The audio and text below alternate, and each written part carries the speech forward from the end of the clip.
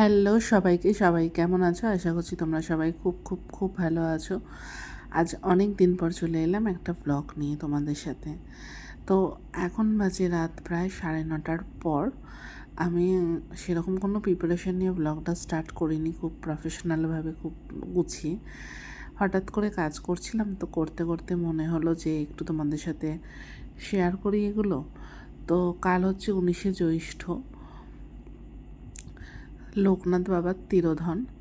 তো আমার বাড়িতে প্রত্যেক বছরই লোকনাথ বাবার পুজো করা হয় খুব বড় করে, কিন্তু এবছর সেরকমভাবে হচ্ছে না। কিন্তু ঘরযোগে ঘরের মধ্যেই ছোট করে আয়োজন, ওই ঘরের লোক মিলে একটু পুজোর জোগাড় করা হচ্ছে।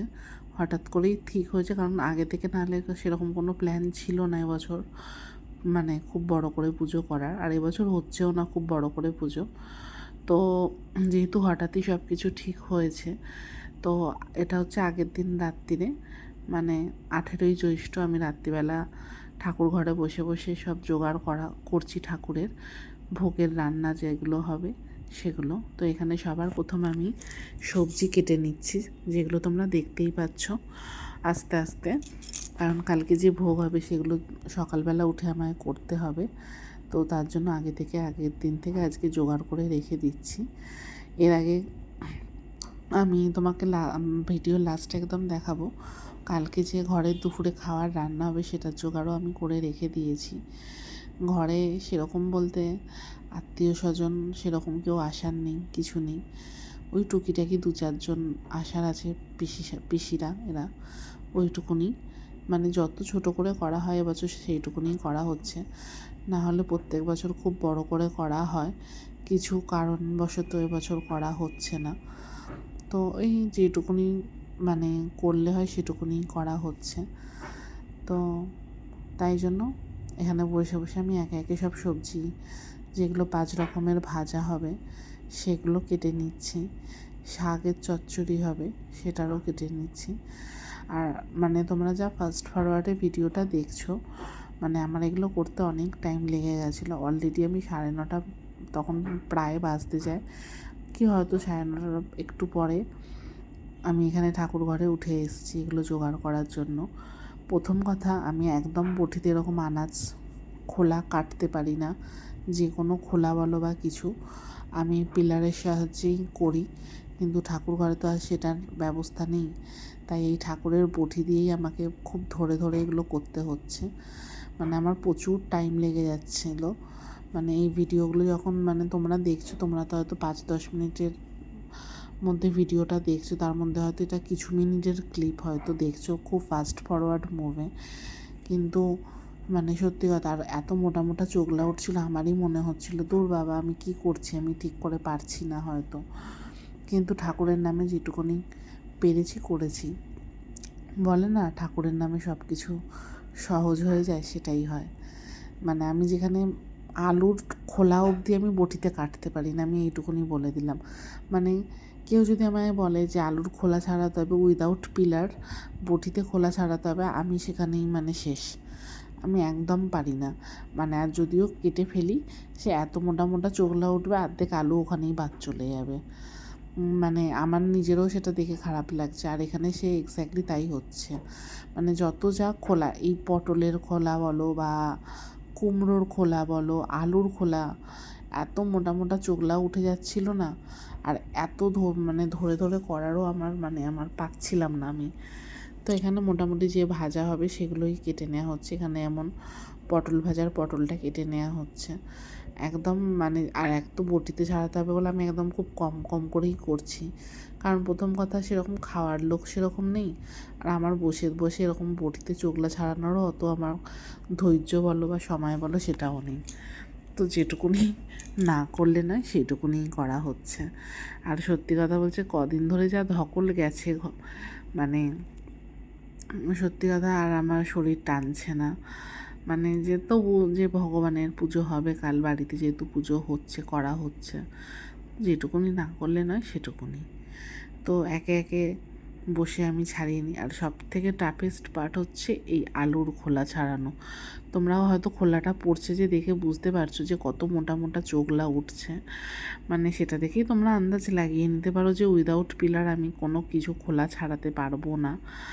এবার থেকে ভাবছি না ঠাকুর ঘরে একটা রকম পিলার কিনে রেখে দিতে হবে, মানে অপরে সপরে কখনো তো কাজে লাগবে। আর মাঝে সাঝে ঠাকুরকে যখন ওই শশা ফলটা দিতে হয় তখনও খুব অসুবিধা এরকম আমার হয় খোলা ছাড়াতে। তো একটা পিলার কেনা থাকলে সুবিধাই হয় আর কি। এইটা এখন আমার মনে পড়লো যে একটা যদি পিলার ঠাকুরের নতুন কিনে এনে রাখি তাহলেই তো সব সমস্যার সমাধান মিটে যায়, তাহলে আর তোমার প্রবলেম হবে না। একটা ছুরি আর একটা পিলার এটা থাকলেই ঠাকুর ঘরে আশা করি আর কোনো আমার অসুবিধা হওয়ার নেই এই খোলা ঠোলা ছাড়ানোর ব্যাপারে। তো এবার থেকে সেটাই করব, নেক্সট বার একটা নতুন পিলার কিনে এনে রাখতে হবে আমায়। আর এখানে আলু ভাজা হবে, যে আমি এখানে গোল গোল চাকচাক করে আলুগুলো কেটে নিচ্ছি, যেটা কালকে ভোগে ভাজা দেওয়া হবে তার মধ্যে থাকবে। এখনও অনেক কাজ বাকি, এখনও এই যে সবথেকে বড় টাফেস্ট কাজ শাক বেছে শাক কাটা। মানে কালকে হবে এটা কাটোয়া ডাঁটার চচ্চড়ি, যেটা মানে লোকনাথ বাবার খুব প্রিয় জিনিস, সেটাই করা হবে। তো এখানে সেটাই করা হচ্ছে।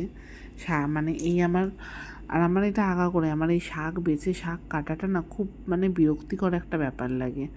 আর এখানে একমাত্র আমি পরিষ্কার শুদ্ধ মানে পোশাকে উপরে ঠাকুর ঘরে এসেছি, এখানে আমাকে হেল্প করার মতন কেউ আসতে পারবেও না। আর আমার এই জিনিসটা মানে সব থেকে টাফেস্ট পার্ট লাগে, এই শাক বেছে শাক ধরে কাটা। হ্যাঁ, আমাকে যদি কেউ শাক ঠাক বেছে দেয় সেখানে আমার কাটতে কোনো অসুবিধা নেই, বা আমি বেছে দিলাম কেউ কাটলো সেটা থেকে মানে একজন হেল্পিং হ্যান্ডের দরকার পড়ে যায়।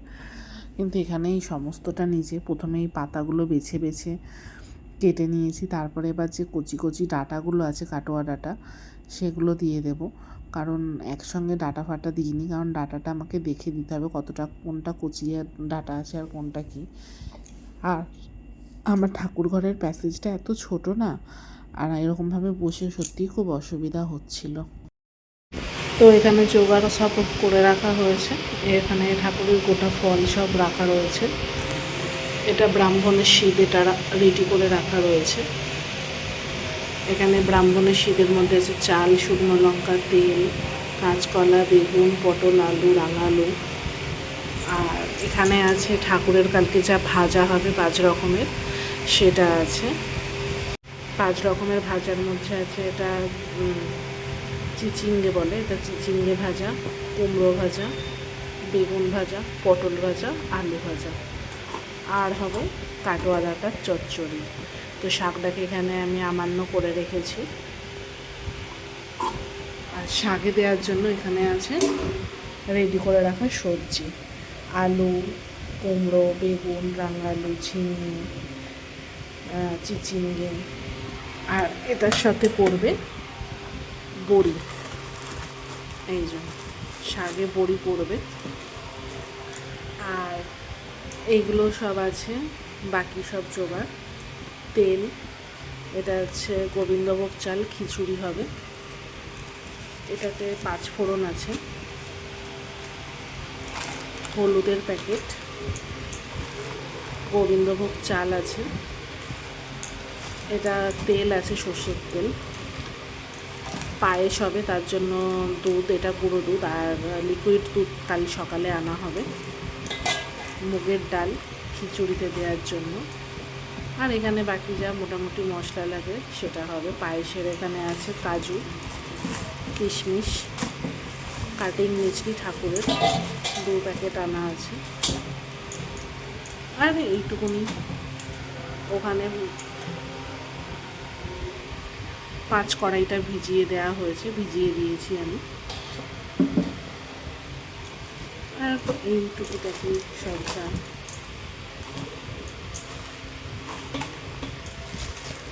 এটা তেজপাতা, আর ওখানে বাকি সবে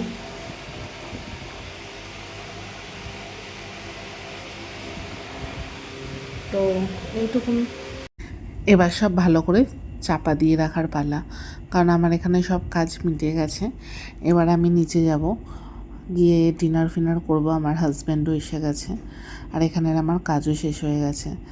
তো এখানে সব রকম শেষ জোগাড় আমি চাপা দিয়ে ঠাকুর ঘরে লাইট অফ করে এবার আমি নিচে যাব, কারণ আমার আর সেখানে কাজ নেই। আর নিচে গিয়ে কালকে যে তরকারি হবে সেই তরকারির জোগাড় আমি করে রেখেছি, আর সেটা আমার রুমেই রাখা রয়েছে, কারণ ফ্রিজে আর জায়গা ছিল না আমার রাখার।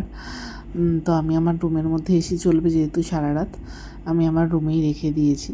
তো এখানে লাস্ট পজিশনে সব যা ছিল ভালো করে চুবড়ি চাপা, ঠাকুরের ফল ঠলে এতে সব চাপা দিয়ে এবার যাব নিচে, কারণ আর আমার শরীরও টানছে না, আর খুব জোর খিদেও পেয়েছে। আজকে তাড়াতাড়ি শুতে হবে। অলরেডি আমি তোমাদের দেখাচ্ছি কটা বাজে, আমি কাজ শেষ করে নিচে এসেছি। 11টা বাজে, এবার খেয়ে দিয়ে শুতে শুতে 12টা। আর এখানে এই যে দেখিয়ে দিলাম কি কি রাখা রয়েছে। তো চলো আজকের মতন টাটা, দেখা হচ্ছে খুব তাড়াতাড়ি।